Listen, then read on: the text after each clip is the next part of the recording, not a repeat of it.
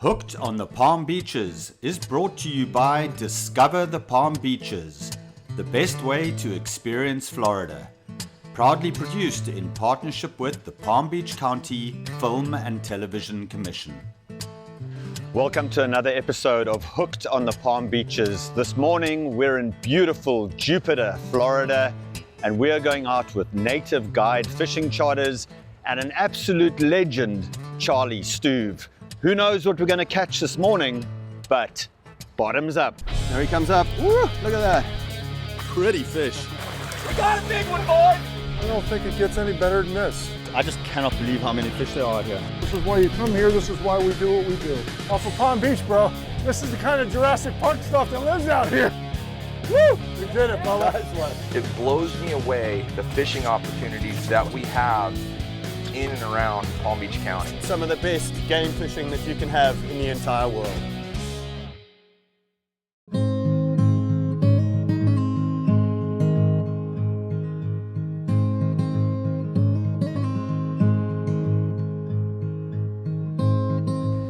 So Charlie, word on the streets is that you're quite the legend around here. Can you tell me a little bit about your sort of family history and what makes Jupiter so special from an angling experience? Well, I was born and raised here, and my father's a boat captain and his father is a boat captain. So I always worked with him growing up. I started guiding in the early 90s. When we first started, it was a chore to get people to come to Jupiter. We had to like beg people to come to Jupiter. And as you can see, this is a Friday, right? Yeah, this is a Friday. It looks like tournament day or something. That's what we do now. I like to find less populated places. Well, you know, you've got quite the family resume there, so no pressure, buddy. No pressure. No pressure. This is the day that people come to Jupiter for. At least it's going to be flat calm. We can run everywhere we need to go. We can run, run across to the Bahamas if we wanted to. Great. So I've got one favor to ask of you this morning. Have you ever fished with South Africans or Australians before, or New Zealanders or Yes, Kiwis? I have. You have? Oh, yes. Do you know that if we're using a spinning rod, we like our reel on the other side, right? The ones I fished with didn't have a problem with it. Oh my gosh. So what are you saying? I'm too inexperienced? Yeah, because your toilet spins in the opposite direction too, right? Correct. And we drive on the other side of the road. On the correct side of the road. We're good to go. I'm kidding you, but I do have some lefties for you. Okay, brilliant. I love it. All right, let's go catch them up.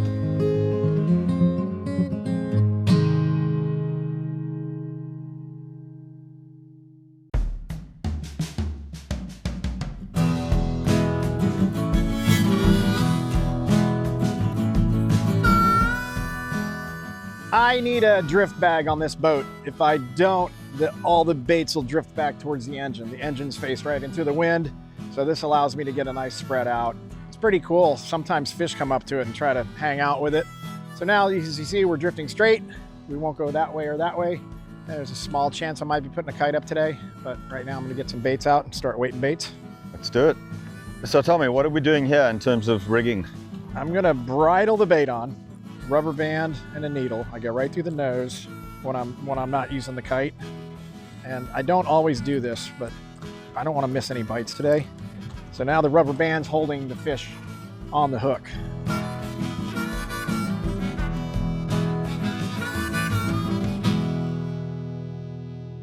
Say I'm getting a bite right now, I would just leave it in free spool. Okay. Like 5 of the longest seconds of your life. Yeah. 1, 2, and then there's no hook set. You just lift the button up and hang on. Allison's hooked up in the back. Something meaty by the looks of things. That's where they are. It's a giant porgy.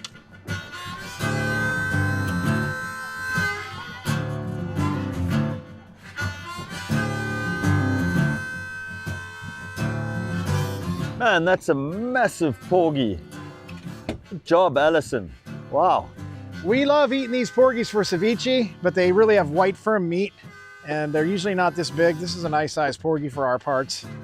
And he was in a couple hundred, 180 feet of water, so. That thing is huge. Porgosaurus.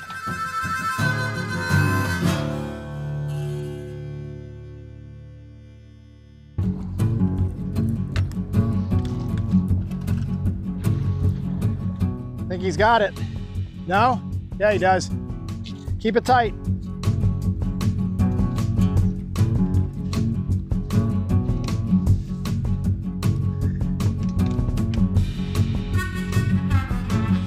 Let's see how many obstacles I can make.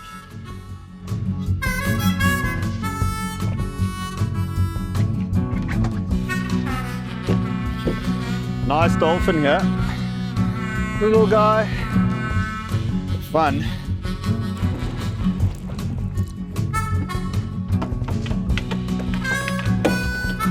Are there any more with that one? Yeah.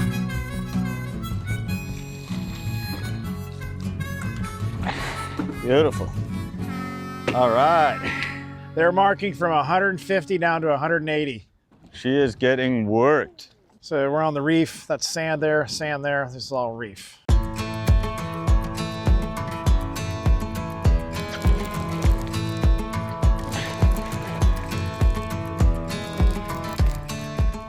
Dolphin. Is it? I think so, yeah. Yeah, dolphin. All right, I'm gonna get the squid back out. There we go. That's a nicer fish. Nicer fish. Beautiful. All right, Allison looks like she's hooked up too. Woo! That thing is working her. There is not a kid in Kansas that wouldn't be thrilled by catching one of these. Got the suction cup on the head.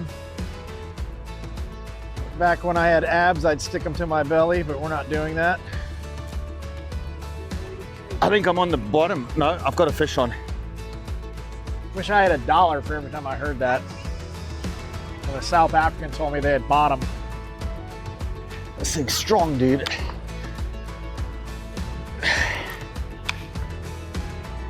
I'll move that rod for you, don't worry. Yep. Oh, he's off. Well, thanks so much, Charlie. That was awesome. We caught a few. We lost a lot, but it's always a good day fishing in the Palm Beaches. Coming up next, stay tuned as we meet the mullet gutters.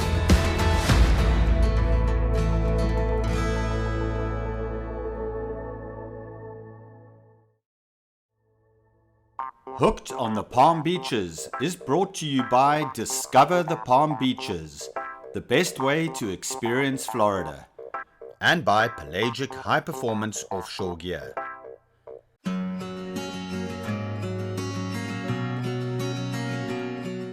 So we're here at the historic West Palm Beach Fishing Club, founded in 1934, and we're going to have a gathering of mullet gutters here today. I'm not even really sure exactly what that is. I kind of have a pretty good idea, but we're going to let the mullet gutters tell you a little bit about the role they played in the development and the history of offshore sport fishing in Palm Beach County. And our mullet gutters luncheon here today at the clubhouse is kind of dovetailing into a bigger project that we have underway where we're trying to document the history of offshore sport fishing here in Palm Beach County. You know, the world around us is changing rapidly, and sport fishing played a really significant role with regard to tourism, the development of the region, environmental factors. The catch and release ethic was spawned here at the West Palm Beach Fishing Club for Atlantic sailfish, and we're worried that some of that history is starting to slip away as some of our mullet gutter friends pass on to the other side. So we're really trying to capture old photographs, stories, and document this important part of Palm Beach County's cultural history. We're really excited about getting these guys together today to share some stories and old images. And frankly, if you know people that might fit who we're looking for, this is a call to action.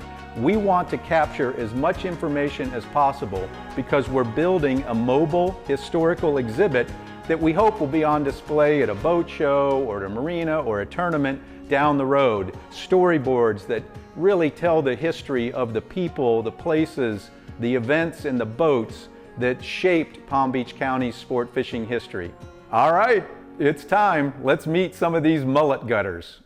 Well, that makes it sound like I've been here 100 years. Only really about a little bit less than that. I'm Frank Patali and proud to be a mullet gutter. A good supply of fresh bait is prepared from fish known as mullet. The section of the backbone is first removed to make him wiggle naturally when trolled through the water, and the final product is ready to go swimming. The bait is designed to look like an escaping fish, skipping and diving frantically over the surface.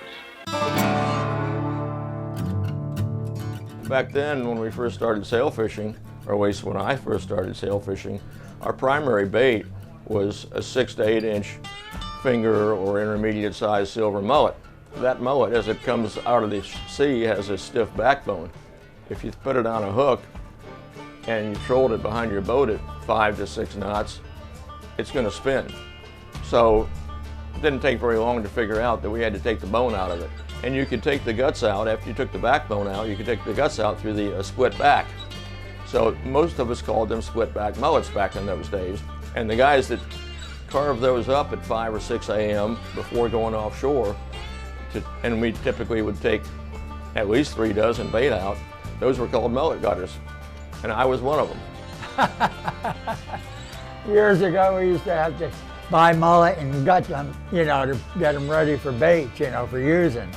And I don't know how that ever came about, but, you know, it stuck with us. A mullet gutter is us, you know, guys that grew up on the docks down here, and back when we first started doing this, you trolled with mullet and you trolled with ballyhoo, and we got our mullet whole every morning and brought them over to the marina where you clean your fish when you get in, and the guys would be elbow to elbow, split back and mullet, 1 dozen, 2 dozen, depending on, you know, the minimum you'd go out with would be like 3 dozen plus a couple dozen ballyhoo, but yeah, we were mullet gutters. A hungry sailfish charges in, gives it a whack with his bill, and knocks the line from the outrigger. As the mullet sinks like a stunned fish, the sail turns around, picks him up, and leisurely starts to swallow. But don't set the hook yet. Leave the reel and free spool and count to 10 slowly. This gives the sail time to pick up the bait. Then the star drag is set, the hook is set, and the fight is on. I probably became a member in like 1954 or 55. Club's always been great. Back then it was Frances's club, Frances Doucette, who was a wonderful lady that supported all of us and did such a great job. She was like a mom in many ways. We started out with a little 20-foot Trojan Seabreeze, little cabin cruiser that we took up to Robovich's and had them rig it up with outriggers. And back then it was an AM double sideband radio, 4 rod holders, and we were good to go. Eventually went on to getting together with Robovich, and we were able to build a couple of Robovich boats as well, which was a great relationship and a great experience. I always refer to my early teens and middle teens as when I grew up at Robovich's, because I learned so much there about boat building and about fishing. I got to meet so many of the great captains and crews. It was among my favorite times in my life. In addition to the sail fishing, this area had such good inshore or nearshore fishing. The inshore species like snook and pompano, Spanish mackerel, and then king mackerel offshore, dolphin fish. It was just a very fishy place. And because there was a lot of facilities here, it was just a natural for fishing to be a driving force for this community to grow. Well, back in the day, if you wanted to catch sailfish, this is where you came, between here and Stewart or Miami, and it seemed like it was better up here, and the further north you got, the better it would get. Palm Beach, you know, they had the airport, they had the facilities, hotels, motels, everything. Somebody could come in town for a day or a week and go fishing, and sailfishing put this place on the map. I mean, the in thing to do when you came to Florida in the 1940s, 1930s, 1940s, 1950s, and 60s was to go fishing. And one of the biggest things, of course, was to go sail fishing down here in the winter when our sailfish were very abundant and had migrated south to the Palm Beaches when the water got cold up north. So that's the main reason for this club doing so well. There's nothing else like it any place in the United States, according to Mike Ripkins, who's one of America's best recreational fishing historians. 2 fine billfish aboard. One will be mounted to decorate a den in memory of an exciting day at sea.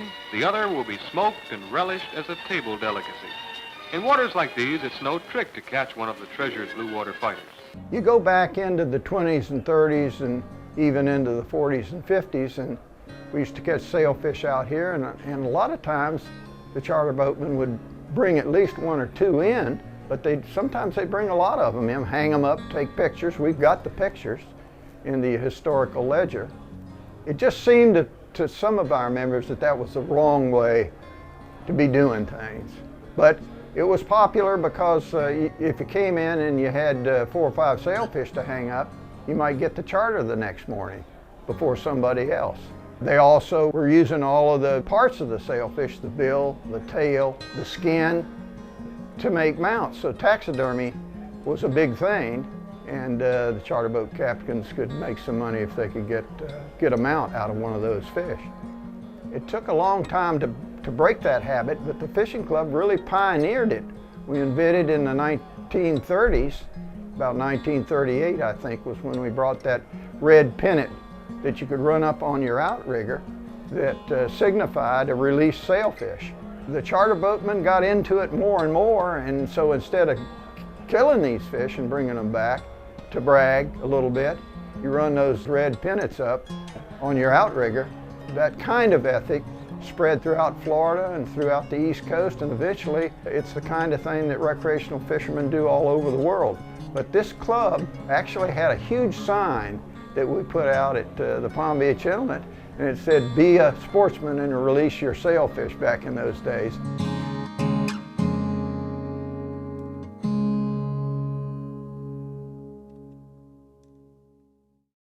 Hooked on the Palm Beaches is brought to you by Discover the Palm Beaches, the best way to experience Florida, and by Pelagic High Performance Offshore Gear. Like every other sail fisherman, though, we've got the bug now. We'll be back. With sport like that, how could you stay away? If we go back in history and think about the 1930s and 40s and 50s, fishing, especially big game fishing, like sail fishing or marlin fishing or tuna fishing, was relatively new. They did it out in California to some extent at first, but it was the in thing to do down here in Florida. And we had a program that the club started that tied visitors to fishing in the Palm Beaches. We came out of this terrible depression back in the 30s and early 40s. Charter boatmen needed something to stimulate the tourist industry. So the fishing club developed a program where we were able to write stories about some of our visitors that came down and went sail fishing, send it back to their local newspaper, maybe in New York or Chicago or Philadelphia in the dead of winter, and tell the story about them coming to Florida and catching those sailfish. That got people a lot of attention, and it stirred tourist development in the Palm Beaches. Some people came from all over America. Some of them came back and stayed. So fishing was the in thing to do. You came down here in the dead of winter, get out of that cold, catch a sailfish, go back home, and you told a story about you. We did a good job at it, didn't we?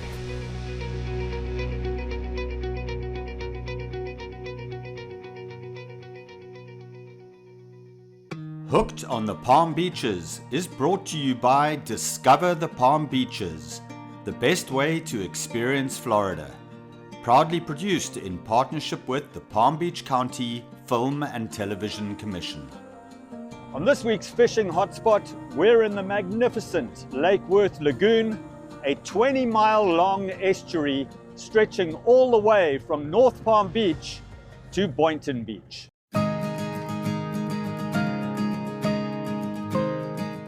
Known for its saltwater fishing opportunities, this vibrant ecosystem offers anglers a chance to target a wide variety of species, from snook and tarpon to mangrove snapper and spotted sea trout. Its proximity to urban areas makes it a convenient yet serene escape for fishing enthusiasts. Thanks to Florida's mild climate, Lake Worth Lagoon is a prime fishing destination throughout the year. Snook Island's natural area is excellent for snook, tarpon and snapper. This area features restored mangroves and oyster reefs. Focus on fishing during incoming or outgoing tides when fish are most active and feeding, and use medium spinning rods and reels with fluorocarbon leaders. Explore hidden coves and shallow areas with minimal boat traffic using a kayak or paddleboard, and keep an eye out for manatees, dolphins, and a variety of shorebirds. The Lake Worth Lagoon is a stunning angling destination, whether you're a beginner angler or an accomplished fisherman, and whether you're fishing from the shore or from a kayak or from a small boat, this lagoon offers such diversity and scenic beauty right here in the Palm Beaches.